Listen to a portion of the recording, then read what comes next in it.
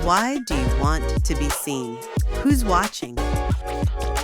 Why doesn't matter? Why chase approval from people who forget it tomorrow? You can give your best and still feel invisible. But what if you're already seen, already approved, seen by the one who really matters? Well, I don't have to tell you guys what life was like during COVID because you experienced it, and some of us are still experiencing the effects of it to this day. But I do want to tell you about an experience I had as a youth pastor during that time. See, every week, what ultimately became my full-time job was creating a full hour-long service as if we were in person, but it would just premiere online at a certain time and everyone would just watch it together. This was online church, everyone was liking and commenting and sharing notes in real time as we sort of attended this digital gathering. I would get students to send in video testimonies, to send in prayers. We would collaborate on making videos, like little skits. Some were funny, some were pretty serious. I would put them in to this hour-long service video. I would also ask the band to record their individual parts, and I would assemble it all together on beat and on time in a split screen type of way to where when you watched it, it looked like and sounded like a worship set. And then finally, I would preach a full sermon, in a room to a phone by myself, just like this. I mean, there's no one else here and it's weird. I'd way rather be with you in person, but I'm glad you're here now. I share this because there's a really crazy thing that happened in the middle of it. And that crazy thing is that while churches were literally dying during COVID, our youth group was actually growing. When we came back in person, we were deeper and wider than ever before. Not just numerically big, but I mean big in our understanding of who God is, who we are, and what our role and our purpose is on this planet. I mean, it was amazing, actually. And the reason why is because I discovered social media as a vehicle to be able to spread the gospel and to reach people in a way that we never had before. We weren't limited to one geographical location, just like, Jesus and the institution of the Holy Spirit and how he wasn't limited to just one geographical location anymore after his death, burial, and resurrection. I also, around this time, learning that knowledge, created my Christian TikTok account, which some of you might be familiar with, but it currently sits at about 3.9 million likes and 250,000 followers. It's crazy. And I'm not sharing that to brag, by the way. I'm sharing it because as we finish our series on identity today, this series called Verified or Verfed, there are things that I want you to glean from our experience with COVID and snowpocalypse and even my pitfalls in social media and content creation, which I'm going to share with you, that I want to pass along to you in hopes that it can encourage you, that you can learn from my mistakes, and that you can ultimately be better. And then the reason why is because I think, if we're honest, we all have this similar struggle. This struggle to fit in and to be wanted, to be accepted, to be included, to feel worthy or valued. So to do that, a lot of us try to be somebody that we're not. We do things that we wouldn't otherwise do. For you, maybe it's dressing a certain type of way. And if you were on a deserted island by yourself and no one was looking and no one cared, like, would you really be wearing those brands? Probably not, right? Maybe you post certain pictures online, or maybe you act funnier or cooler or tougher or more confident than you actually feel. For me in high school, I was literally nominated with the superlative of class clown at a 6A high school. I mean, that's like, you're the funniest dude here. But like in my heart, I was depressed. I didn't like myself. I didn't like my home life. And I used comedy and making people laugh as a cover. It was like my armor that I put on to shield the world and everyone in my life from who I really was and what was really going on. So that no one said, hey, Ren, how are you? What's really going on with you? Nobody knew. Because I had this armor on. You know what I mean? And deep down, a lot of us are asking these questions like, what is my purpose? Where do I find my value? Am I enough? Who am I? And the world has a lot of answers for those things. Like the world will say, well, your value and your worth is found in your grades. Or maybe it's in how many followers you have online or in your relationship status. It's like, girl, why can't you get a boyfriend? I don't know. Maybe it's in your athletic ability and whether you make the team or your first string or first chair. Maybe it's in your body and your physical appearance, how you look, or in your reputation, what people say about you. And if those things go away, it feels like you go away too. And that's why I want to look at a familiar story from the Bible today. It's this passage in 1 Samuel chapter 17. And it might be familiar to you. You've probably heard this story before. It's the story of David and Goliath, but I want to pull something different out of it that maybe you haven't heard before.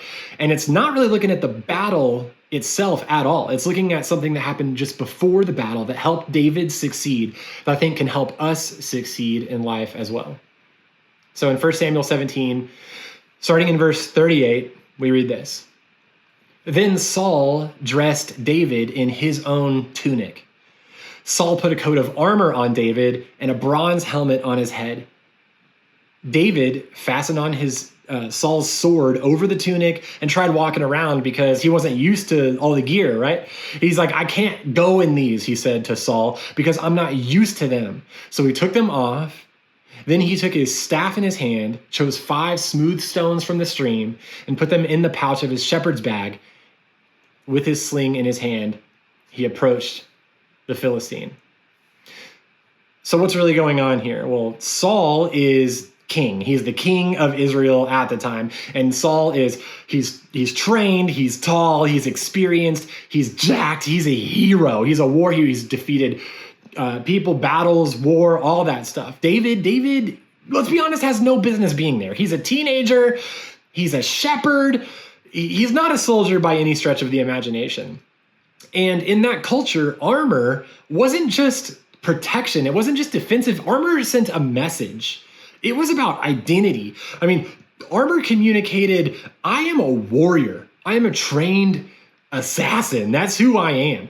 So Saul puts his own armor on David. Like he's saying, hey, if you're going to face this giant and you want to win, you need to become like me. This is how I do it. This is how I've done it and I've been successful. So if you want to succeed too, you got to look like this. You got to look the part. You got to have the gear. And this is the one way to do it if you want to succeed. Like, have you heard that before? Like, if you want to be popular, if you want to be liked, if you want to be, fill in the blank, here's how you need to do it. Here's the recipe. Okay. And that's what Saul is telling David. But David can't even walk around in the gear. Why? Because it wasn't made for him. It didn't match how God shaped him. It didn't fit his calling or his gifts or his experience.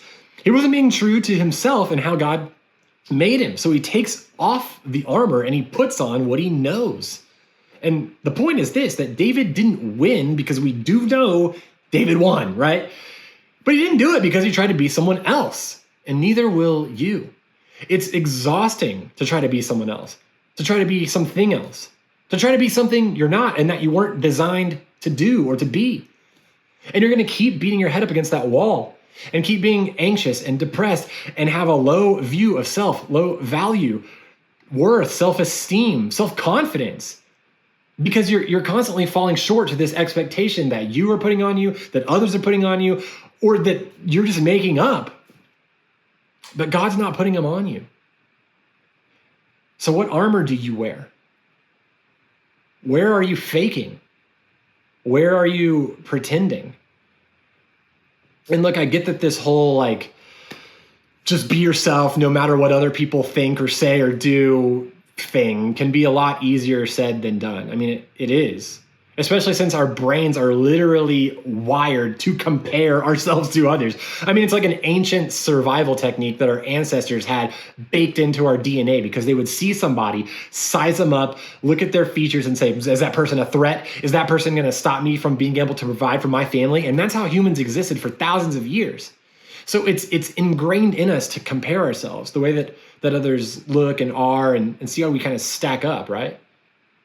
But in the modern day, it looks more like every like, every view, every compliment from a parent or from a coach or from a friend or even from strangers releases that same dopamine that our ancestors got when they realized, oh, I can whoop that other person.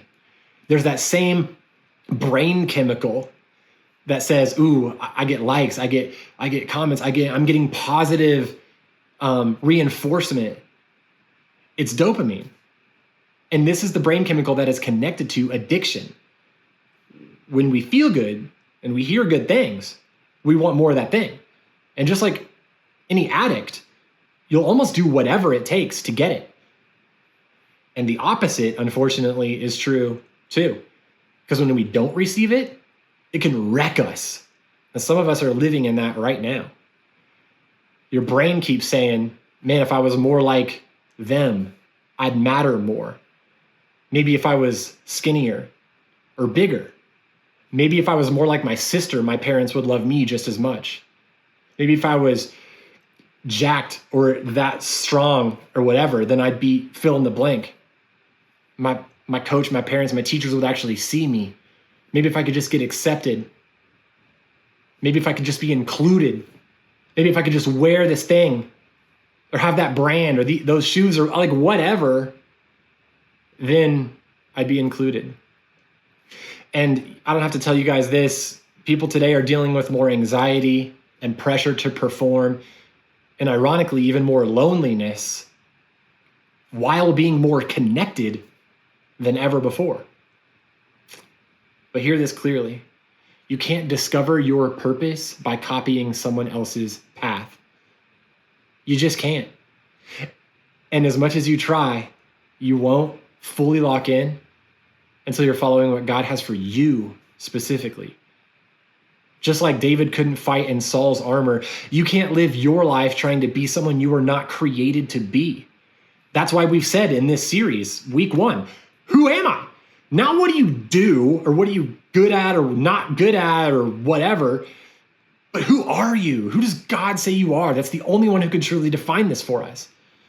And then last week, D-Money asked the question, what are you called to? Because what Jesus calls you to, he will carry you through. And then in week 2, we said, share your story. Whatever it is, be honest about it. Be transparent and be vulnerable. Because a story not shared can't make a difference.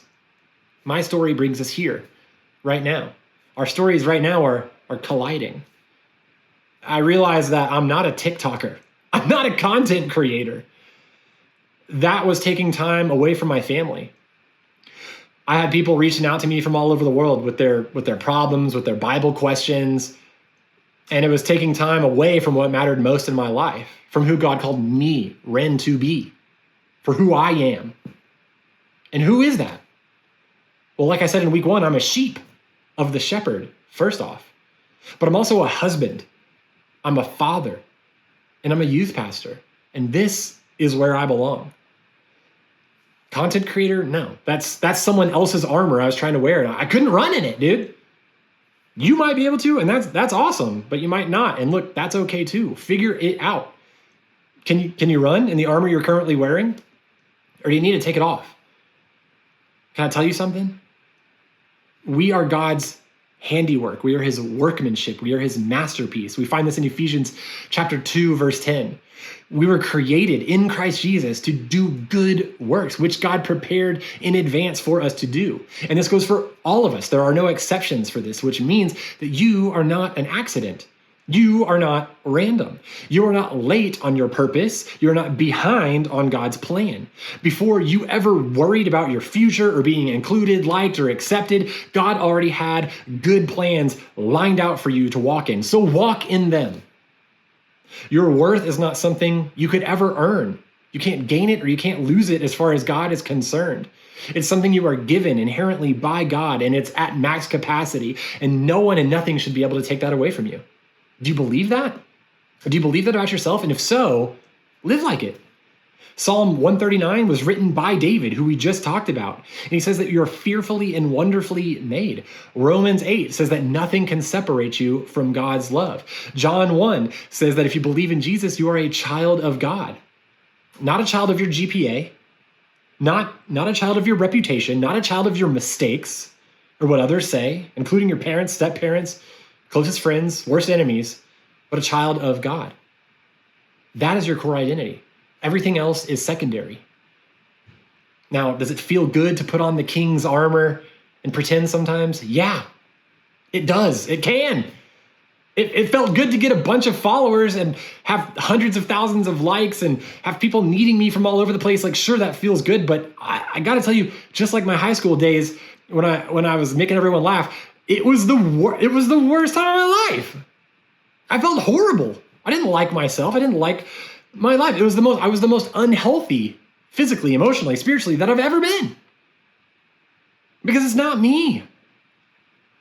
Some of us are trying to live up to expectations that God never placed on us. Who's putting them on you? Can I just give you permission to remove the pressure real quick? Just take it off. I know firsthand how exhausting it is to pretend. And I know how hard it is to believe this, but who you are is okay. It is. So come home. Take off the armor. You are loved by the creator and the sustainer of the universe. And that is good. And that is enough. So may God's voice be the loudest in your life. May you walk with him and his word. And may you stay safe and warm this weekend as Texas goes through its annual weather catastrophe.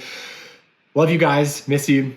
Can't wait to see you in person. Like and share this video. Help it reach more people so that they might be encouraged also. Until then, see ya.